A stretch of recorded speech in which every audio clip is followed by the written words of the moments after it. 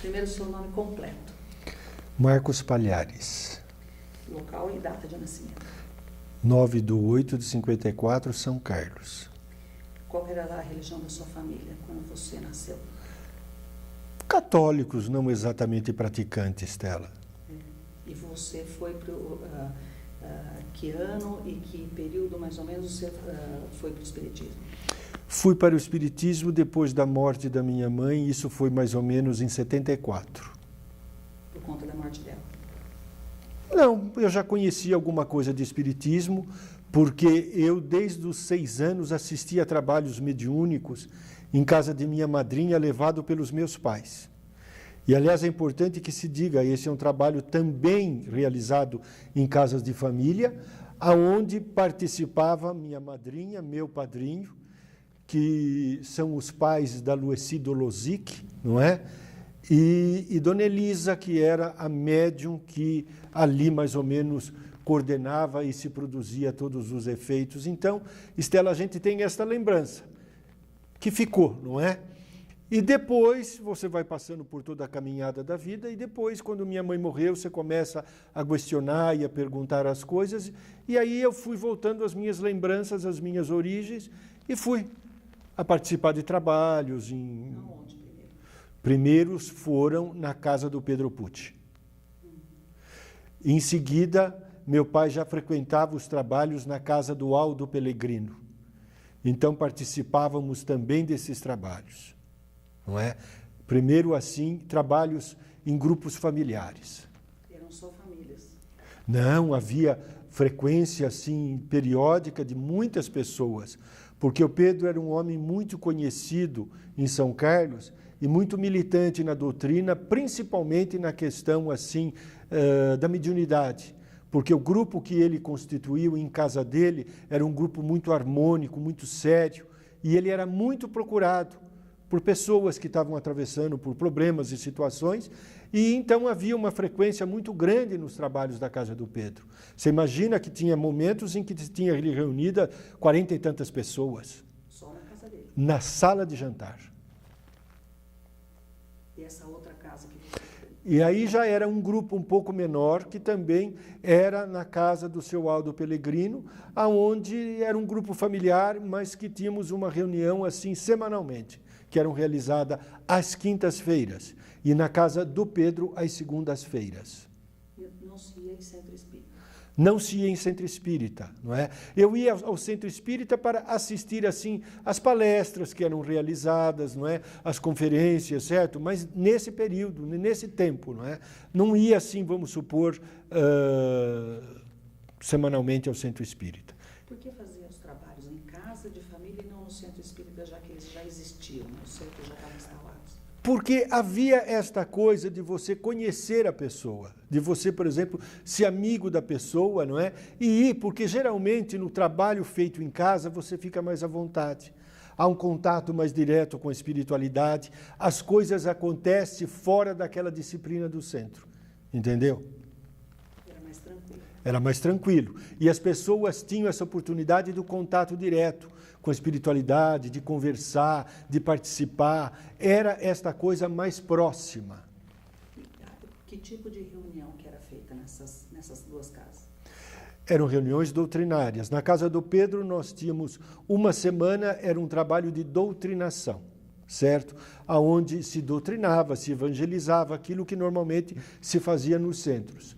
E uma semana os trabalhos eram chamados trabalhos da corrente médica, aonde eram atendidas as pessoas que tinham alguma forma de necessidade, algum problema de doença, algum problema, obviamente, de saúde, aonde se tinha a manifestação, não é, de entidades médicas, certo?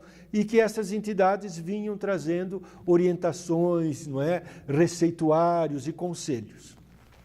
O Pedro Pucci tinha um trabalho, além desse que era feito na casa dele, ele tinha um trabalho de apoio ao nosso lar, por exemplo? Sim, sim, Stella. O Pedro foi um dos fundadores do nosso lar. E o Pedro tinha automaticamente um cargo no nosso lar, que ele era sempre mais ou menos o provedor. não é? Era a pessoa que cuidava, era a pessoa que fazia as compras e era a pessoa que cuidava no sentido, inclusive, de fazer as promoções para que a obra crescesse. Então, o nosso lar deve muito ao Pedro, porque o Pedro, através dessa habilidade maravilhosa que ele tinha de cozinhar muito bem, certo? Ele começou a fazer as promoções, as feijoadas, os jantares, essas coisas todas, que foi aquilo que contribuiu de forma relevante para a construção do nosso lar. E existia outro trabalho além desse mediúnico nessas casas ou não? Era só trabalho mediúnico? Só trabalho mediúnico. Não existia o trabalho de assistência, o trabalho social, era basicamente o trabalho mediúnico. E essas pessoas tinham atividade nos centros espíritas ou elas participavam só nas casas? A maioria só nas casas. E você passou a frequentar centro espírita quando e por quê? Eu passei a frequentar quando eu fui fazer o COEM. E isso foi o primeiro COEM que houve em São Carlos, dado pelo Almeida. Isso foi em 77. E esse primeiro COEM foi feito lá no Jesus Nazareno. O primeiro grupo de COEM, aonde o COEM se tornou automaticamente uma coisa assim didática, né? Porque o COEM foi automaticamente estudado pelo Alexandre Sec, se não me engano.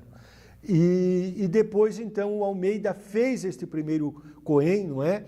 E viu todo o processo, a apostila, essas coisas todas, e criou o primeiro COEM.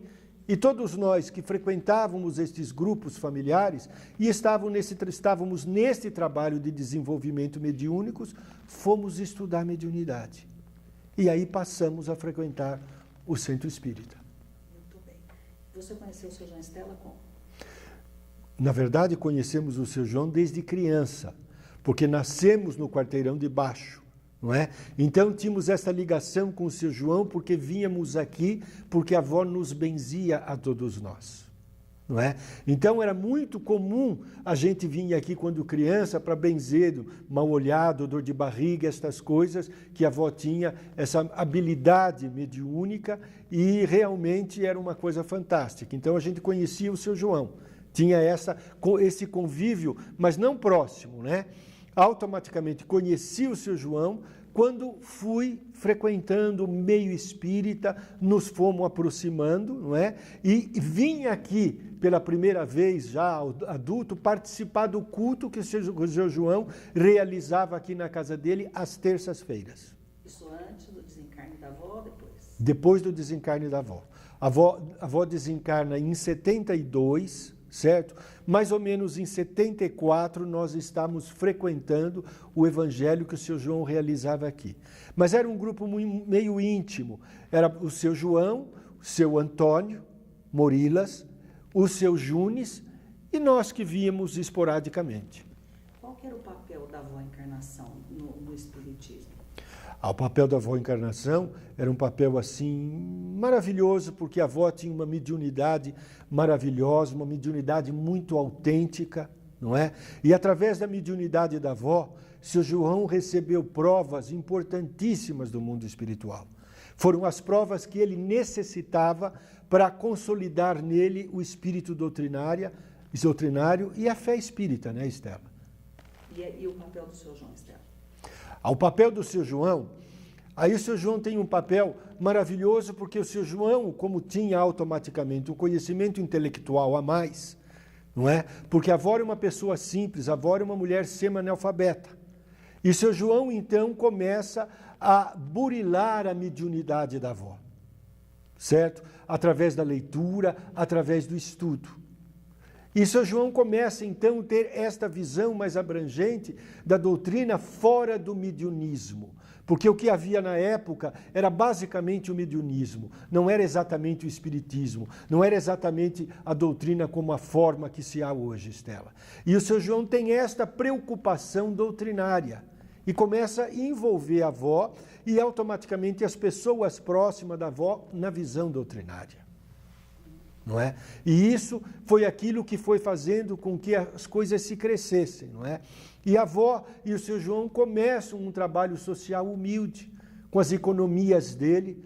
Uma vez por mês, por exemplo, a avó fazia pão aqui e ia distribuir este pão no asilo. Uma vez por mês a avó ia ao asilo e fazia pastéis para todos os velhinhos no asilo, assim como ela fez no início no nosso lar.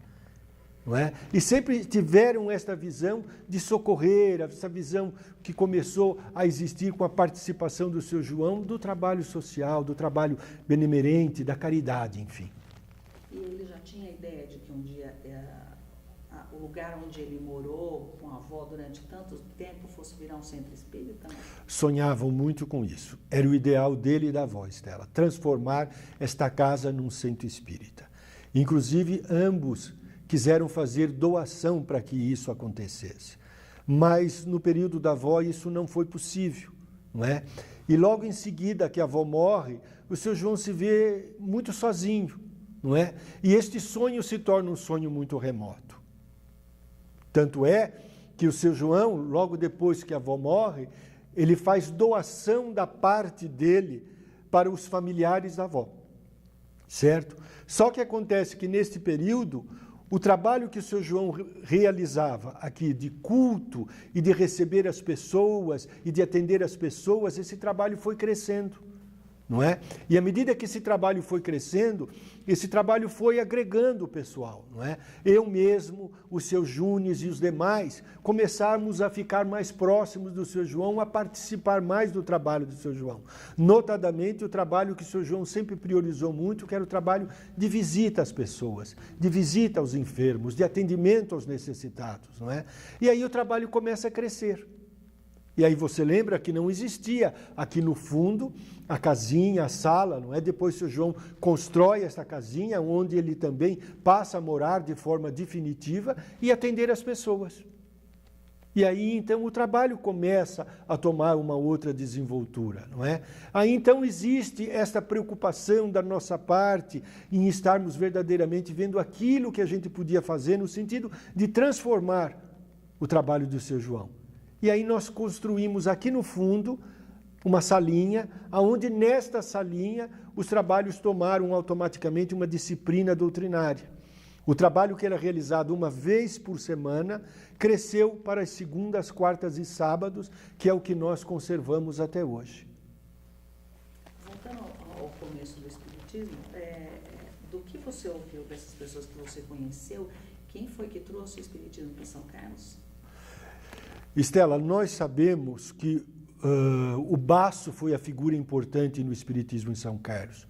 O Basso foi o pioneiro do Espiritismo na forma da doutrina, porque o Espiritismo já existia, mas nesses grupos particulares, nessa coisa muito mística, não é? Porque o seu João, Estela, começa no Espiritismo na década mais ou menos de 37, através de um sinal que ele recebe, que foi o seguinte: ele tinha um amigo de mocidade, cujo amigo era amigo íntimo dele, que eles passeavam, que eles saíam, não é? E esse amigo, do dia para a noite, ficou louco. Não é? Louco, e na verdade não era loucura, era uma obsessão, era uma perturbação. E a família se viu desesperada nesta época, foi feito de tudo. E nada se conseguiu no sentido de equilibrar esta pessoa, não é? E seu João, vendo estas coisas muito de perto, ficou ali mais ou menos vendo o que ia acontecer com esse rapaz. E este rapaz foi levado, aqui me consta, este era o primeiro centro espírita da cidade. Um centrinho numa casa particular, na Rua General Osório, por imediações da Rua São Paulo e Rui Barbosa. Esse centrinho era de um sujeito, de um imigrante italiano chamado Nicola Ruvolo, certo? Uma pessoa que seu João me disse que chamava muito a atenção, principalmente dele e das pessoas da época, porque foi um homem que conheceu o Espiritismo e se transformou. Porque esse homem era um homem muito violento, na época inclusive havia assassinado uma pessoa, mas conhece o Espiritismo e se transforma. E ele então idealiza um grupinho ali na casa dele e funda ali esse centrinho espírita, e esta família deste rapaz que era amigo do seu João, leva este rapaz à casa do Nicola Ruvolo. E obviamente foi feito ali um trabalho, onde esta perturbação, esta obsessão se afastou e o rapaz ficou completamente curado. E isto chama a atenção do seu João. Como aquelas pessoas simples, analfabetas, conseguiram curar este rapaz que estava louco. E seu João então começa a voltar a visão para o lado espírita, para o lado, vamos supor, transcendental, não é? E quando ele se volta à visão dele para conhecer estas coisas todas, ele começa a frequentar o centrinho do Nicola Rufo. E vê aquela coisa simples, não é? Aquela coisa muito singela. E chama a atenção do seu João a simplicidade. Mas ele fazia, inclusive, uma mistura de um sincretismo religioso. O seu João me contava que, inclusive, ele rezava Salve Rainha no meio do trabalho. E é necessário que se diga isso. Estela, ele começava o trabalho dizendo o seguinte: se há acá algum espírito bono que se permaneça em nome de Jesus. Agora, se há acá algum espírito malo que seja levado para os quintos dos infernos. Não é? E ele começava os trabalhos dele. E seu João, então, no meio disso tudo, começou a perguntar a si mesmo a respeito das coisas. Então ele começa a ler os primeiros livros, não é? Começa a ler Kardec. E aí, então, ele começa a conhecer as outras pessoas que automaticamente já eram espíritas na cidade, não é? Aí ele vem a travar contato com o Basso, com o Francisco Crestana, com o Sebastião Janotti, não é? Com o seu Salomão Assef, com o seu Sebastião Adão, com todas estas pessoas que eram espíritas, mas dentro desse meio íntimo, porque até mesmo na época havia muito preconceito. Havia muita discriminação. Ser espírita na época era verdadeiramente enfrentar uma batalha muito grande. E ele começa a conviver com estas pessoas que, inclusive na cidade, eram tidos como loucos. Não é? Porque eram espíritas. Porque eram espíritas. Você chegou a sentir isso também quando você assumiu o espiritismo? Não, não. Já não era tão assim. Mas havia um pouco de preconceito? Havia. Com certeza havia. Você acha que isso hoje mudou? Claro. Porque hoje o espiritismo está nas novelas, está nos jornais, está na imprensa, não é? O espiritismo hoje é difundido de todas as maneiras. Em todas as coisas que você vê, você observa que tentam enfocar o lado espiritual. E isso nada mais é do que a divulgação doutrinária, não é? Essas pessoas todas, elas que você citou como sendo espíritas de São Carlos, não eram todos que tinham atividade mediúnica em casa, uns iam na casa dos outros. Exato. Quem mais participava desse movimento nesse período de início do espiritismo na cidade? Bom, era o Basso e uma criatura que foi assim um centro de pesquisa muito grande para o Basso em termos de mediunidade, que foi o seu Alfredo dos Santos. Era um homem da raça negra, mas que tinha uma mediunidade maravilhosa, uma criatura muito simples, mas com uma mediunidade muito confiável, que o Basso lapidou. E junto com a mediunidade do seu Alfredo, havia também a mediunidade do seu Mário Paino, não é? Posteriormente do seu Aldo Pellegrino, da avó, da dona Valéria, essas pessoas que a gente foi toda ouvindo falar, não é? E através, voltando da mediunidade do seu Alfredo dos Santos, o Basso teve uma oportunidade de fazer muita coisa em termos de conhecimento espírita, em termos de conhecimento mediúnico e em termos doutrinário. Porque aquilo que eu ouvi da realização desses trabalhos, trabalhos de efeitos físicos, trabalhos de transporte, trabalhos de cura extraordinários, Estela. E depois vem se agregar no meio disso tudo, com uma mediunidade fantástica de efeitos físicos, o seu Pedro Alonso. O seu Pedro Alonso tinha uma mediunidade caracteristicamente de efeitos físicos. E isso acontecia ainda dentro das casas? Ainda dentro das casas. Ainda dentro das casas. E quando o Basso começa, por exemplo, com o grupo dele fundido, começa a ter uma preocupação no sentido de fundar o centro espírita, é aí que vem a ideia dos obreiros do bem. Certo? Os obreiros do bem parte da união destas pessoas, não é? E uma participação muito grande teve o seu Pedro Alonso, porque o seu Pedro Alonso era um funcionário público que tinha um certo destaque no meio do funcionalismo público. Ocupava, inclusive, se não me engano, um cargo no governo estadual. E nesta época ele consegue a doação do terreno dos obreiros do bem, que não era isso só, era o quarteirão quadrado. E que na época os companheiros não quiseram receber todo o terreno como doação, porque tiveram medo do compromisso e dos impostos. Ficaram só com aquela faixa onde nós conhecemos dos Obreiros do Bem. Dali do Obreiros do Bem, o que você lembra que partiu dali, o que saiu dali a partir desse, digamos que tenha sido o primeiro centro que ainda existe, que está em funcionamento até hoje? Todos os demais centros, logo em seguida, Estela, o Batuíra. Porque aí, este mesmo grupo, estas mesmas pessoas, não é? E começaram a ter a ideia de divulgar mais a doutrina, não é? E eu me lembro justamente que o seu João e a avó, mas o seu Francisco Fiorentino, a dona Gessi, o Albano Rael, o seu Vitor Florenzano, foram as pessoas que começaram a trabalhar na construção do Batuíra. Então aí surge o Batuíra, e depois do Batuíra, a que me consta, Estela, algum outro centro demorou muito para surgir. Veio a surgir mais ou menos agora, neste período aí da década de 70. Qual que era a grande dificuldade nessa época? A dificuldade era realmente a dificuldade de você agregar as pessoas, das pessoas participar, colaborar, e principalmente também a questão financeira, né? Porque, obviamente, a sociedade era outra. Os recursos não eram como os de hoje, não é? Porque hoje você trabalha com uma certa facilidade nesse sentido. Porque a doutrina hoje tem automaticamente uma característica de muito respeito. E as pessoas colaboram mais facilmente, o que não existia na época.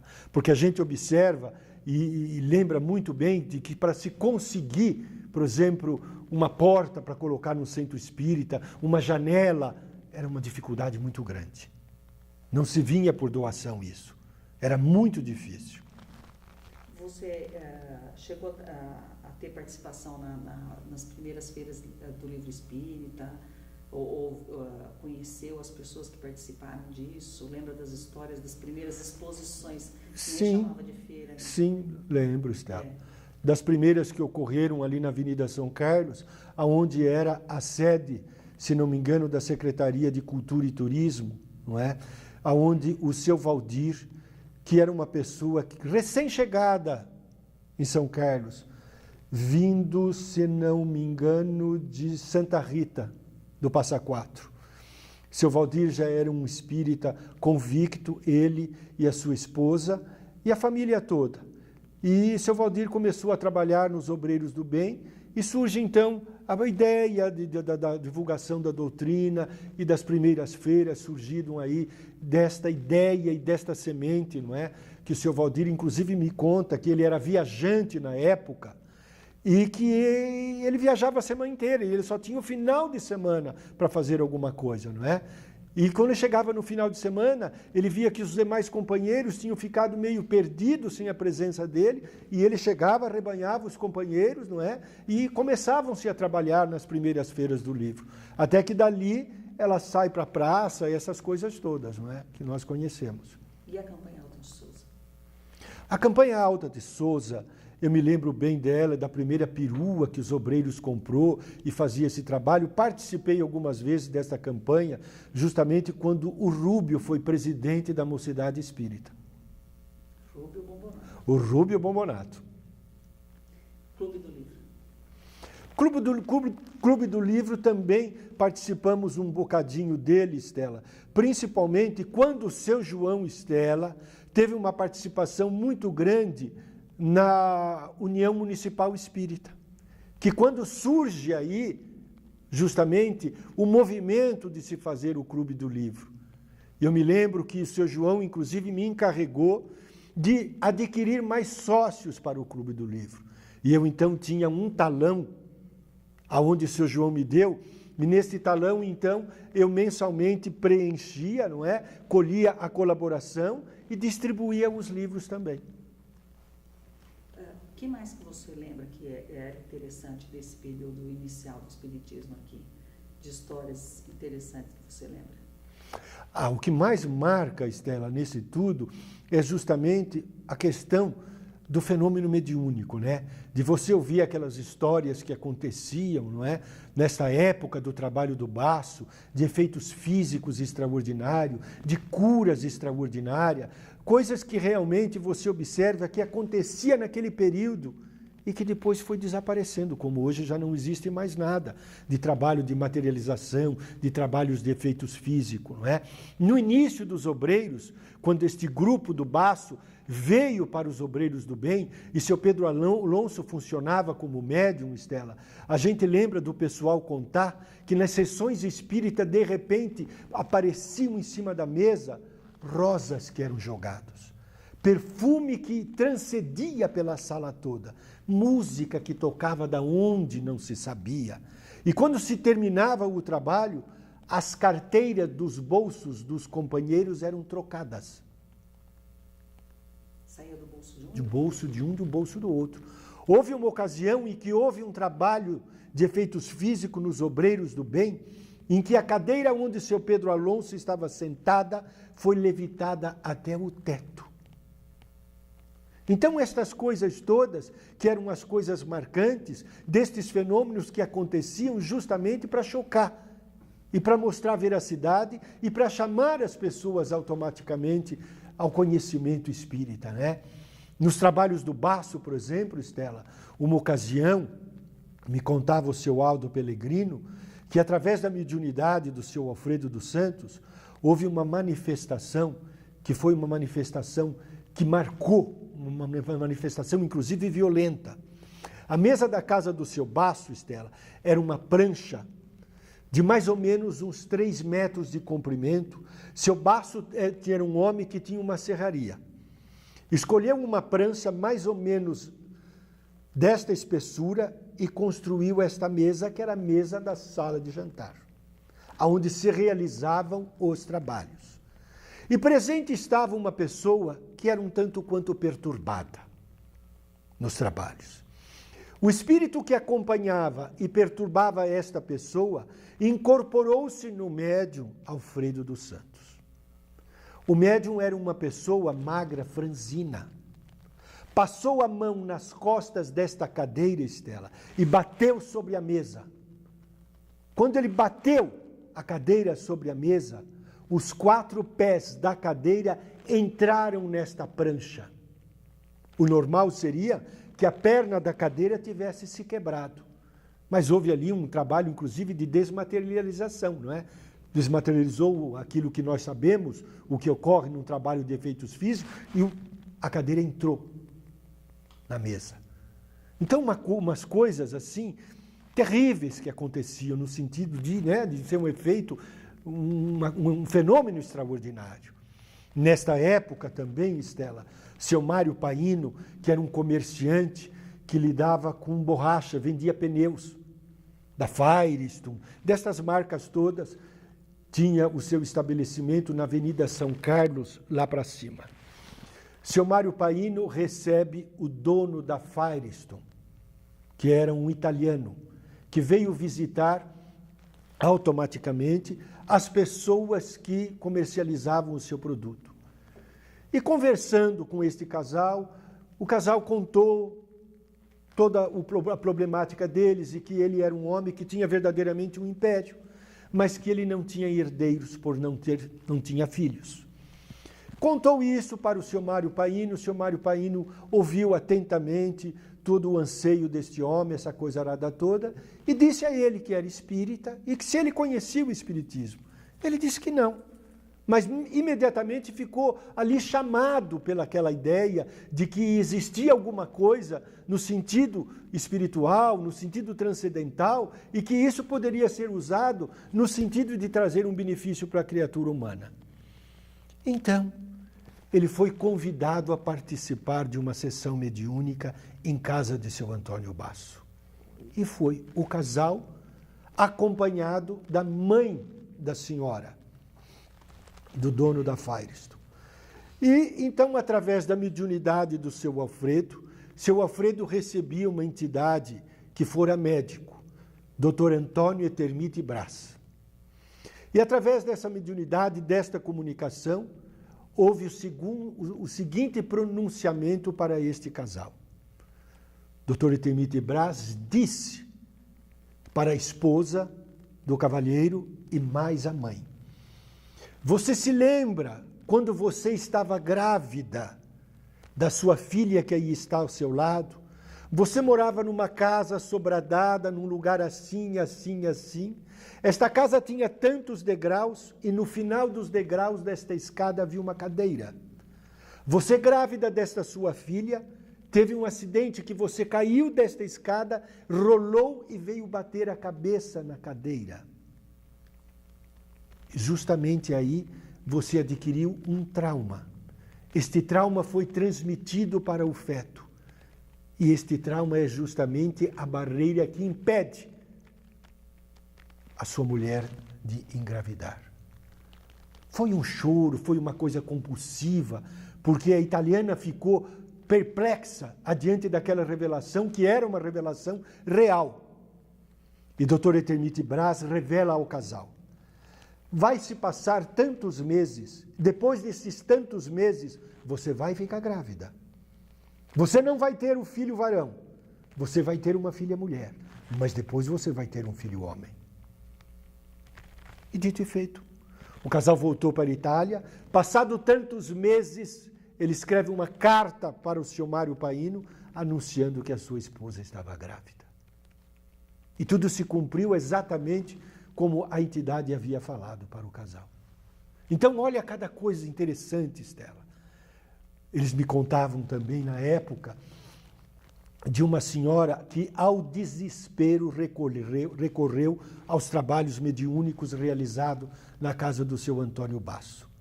A criança estava acometida de um estado febril terrível. Fora feito tudo e a criança estava à morte.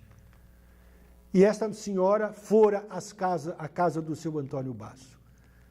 E, novamente, através da mediunidade do seu Alfredo, Dr. Etemite Braz conversa com a mãe e diz a ela: você tem o hábito de lavar as mamadeiras do seu filho com bombril. E ficou um fiapo de bombril dentro do vidro, que nada mais era do que garrafinhas de guaraná. E este fiapo de bombril foi ingerido na mamadeira e está no intestino da criança, provocando esta infecção. Mas nós vamos afastar isso e a criança vai ficar boa. E foi isso que aconteceu. Então, estas histórias todas que você vê como histórias fantásticas, como demonstrações evidentes da ação do mundo espiritual, socorrendo e amparando as necessidades de todos nós, não é? Por isso que os católicos tinham tanto medo dos espíritas. Acredito que sim. Mas como dizia seu João, São Carlos tinha uma característica a mais nesta questão, porque naquela época São Carlos tinha 2 bispos. 2? Sim, tinha o bispo titular e o bispo adjutor, não é? Que era Dom Constantino e Dom Rui. E São João lhes dizia que por causa disso a cidade sofria uma perseguição maior, em termos automaticamente de preconceitos e de perseguições e essas coisas todas, não é? Coisas do mundo material e do mundo espiritual. Porque nos dizia seu João que havia sobre a cidade uma legião de padres que atacavam o movimento espírita. E, notadamente, ele e a avó viam em projeções noturnas esta legião que saía dos obreiros e ia ao Batuíra, e vice-versa. O que você acha que mais mudou da época que você frequentava o Espiritismo em São Carlos para agora? Muitas coisas. O movimento cresceu, o movimento se expandiu, a divulgação doutrinária é outra, e o pensamento da doutrina é outra, e a atitude da doutrina é outra, né? Porque hoje essa questão da mediunidade, hoje é uma questão secundária, como nós sabemos, não é? Porque o que importa verdadeiramente é o conhecimento doutrinário. E através do conhecimento doutrinário, automaticamente, a convicção de que não é necessário ver para crer.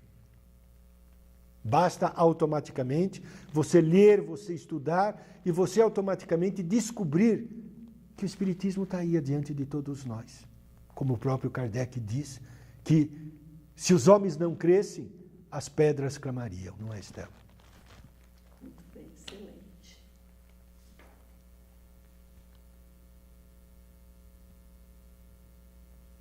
Lembra mais alguma coisa? Anitta?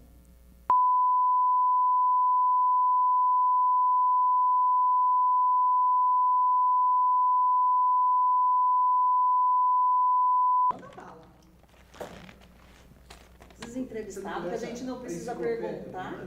Então, os entrevistados que a gente não precisa fazer perguntas. Sabe, Estela, eu acho muito importante a gente dizer justamente da origem e da história, por exemplo, das instituições de São Carlos, não é? A história dos obreiros nós acabamos de falar, o início do Batuíra nós acabamos de falar. Agora temos que também falar do início do nosso lar, não é? A qual nós tivemos durante um tempo vinculado, participando, trabalhando, levado pelas mãos do Pedro Pucci. E nos contava o nosso querido Pedro Pucci do momento e da situação em que nosso querido Joaquinzinho